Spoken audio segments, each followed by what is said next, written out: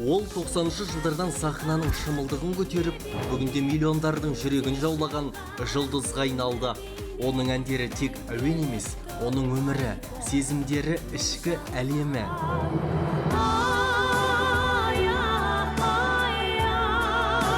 Қазақтың Ақбаян әнін әлемге танытқан Тамара Асарды тек әнші десеңіз қателескеніңіз. Ол философия ғылымдарының докторы. Өмірді психология тұрғысынан бағалайтын, қиындықтарға күрсініп қарамайтын жан.